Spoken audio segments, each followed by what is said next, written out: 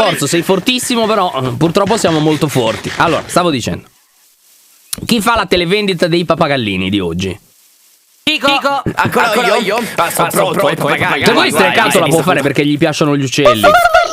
Anche i fiori. Un giorno mettiamo che sono fiori e gli facciamo fare. Per oggi però sono uccelli, quindi sei pronto? Allora, subbatevi perché non hanno i piccioni. I pappagalli sono stupendi, sono colorati, volano, non muoiono mai, Bravo. sono immortali. Che caratteristiche